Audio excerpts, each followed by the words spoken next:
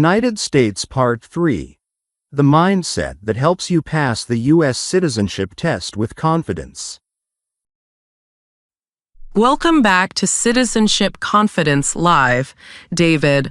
Last time we turned your study routine from stressful to strategic. How's your memory palace holding up? Pretty good. My kitchen now belongs to the president, my living room to Congress, and the Supreme Court has officially taken over my bedroom. I even dreamt John Roberts was giving me homework. Ha! That's a dedicated student right there. But that shows you're internalizing the information. When the answers start showing up in your dreams, you're ready. I'm still nervous about the actual test day, though. What if I walk into the uscis office and suddenly feel like my brain's been wiped clean? That's where practice comes in. Smart practice, not just repetition. Have you tried simulating the real interview? You mean like pretending you're the officer and I'm the applicant? Exactly. Practicing in the same format as the test helps your brain get comfortable with the rhythm. Let's try one. Ready? Let's do it. All right. What is the rule of law? It means everyone must follow the law, even leaders and government officials. Perfect. You didn't just memorize, you understood it. Now imagine you blanked for a second. What would you do? I'd pause, take a breath, and maybe say, "Could you repeat the question, please?" Then when you do, I'd visualize that courtroom gavel you mentioned earlier. Beautiful recovery. You're demonstrating exactly what officers want to see: poise and effort. Remember, they're trained to read your attitude as much as your answers. So they're not grading like strict teachers. They're observing how I handle pressure. Exactly. Think of it like being interviewed for citizenship, not quizzed for it. The test is the structure, but the conversation is about you joining this nation's story. That helps so much. I guess practice isn't about being flawless, it's about being familiar. Precisely. Familiarity builds confidence. Do mock interviews with friends, your cat, your reflection, anyone. Record your answers and play them back. Hearing your voice reinforces learning. That's smart. I've always hated my recorded voice, but maybe it'll sound smarter if it's saying, "The Constitution is the supreme law of the land." Ha! See? You're already thinking like a citizen scholar. When you practice enough, your body remembers even when your mind momentarily forgets. It's muscle memory for the brain. Like a pianist playing a song they've rehearsed 100 times. They don't think about every note. Exactly. And the more you play, the smoother the performance. Except in your case, the song is Ode to Citizenship. Catchy title. I'll put that on my study playlist. Just remember, every question you answer brings you closer to that moment when the officer says, "Congratulations." Now, let's talk about something deeper than memorization: connection. During the interview, you're not only recalling facts, you're communicating them. How comfortable are you speaking English in formal situations? Honestly, I'm okay in casual conversation, but when someone official is across the table, my tongue suddenly forgets grammar. I know the answers, but they come out sounding like a riddle.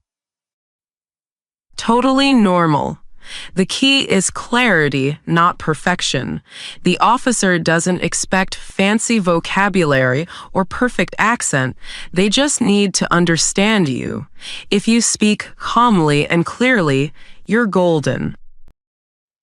So it's not like an English exam at school?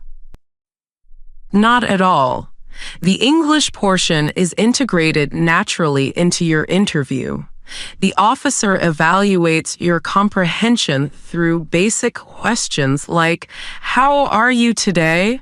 or "Please read this sentence." You're already demonstrating English simply by communicating.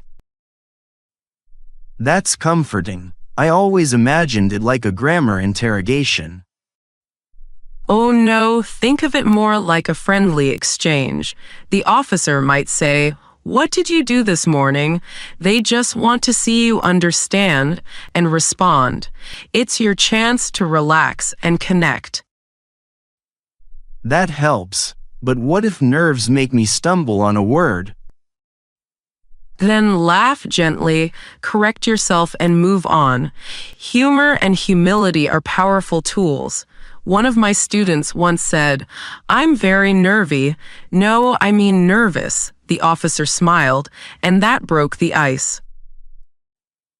I like that. So showing personality isn't a bad thing. Exactly. This is a human conversation, not a robotic test. You're showing who you are as a future citizen, respectful, engaged, and sincere. And remember, small talk matters. If the officer asks about the weather or your day, answer warmly. It sets a positive tone. That makes sense. It's like when you meet someone new, you build rapport first. Yes, and that rapport makes the interview smoother. When you connect emotionally, your anxiety fades and your memory improves. The human brain recalls better in friendly settings. That's fascinating. So even smiling can help me remember? It really can. Smiling releases tension. Plus, it's contagious. Officers often smile back.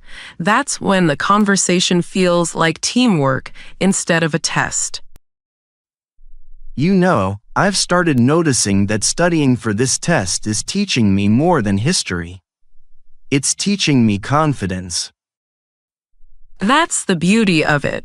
The citizenship process is as much personal growth as it is education. You're not just learning answers. You're learning how to represent yourself, how to speak with purpose, patience, and pride. I never thought of it like that. I feel like every time I practice, I'm becoming more a part of this country's rhythm. That's exactly what's happening. Citizenship isn't just a status. It's a conversation between who you are and the ideals of the U.S. Constitution.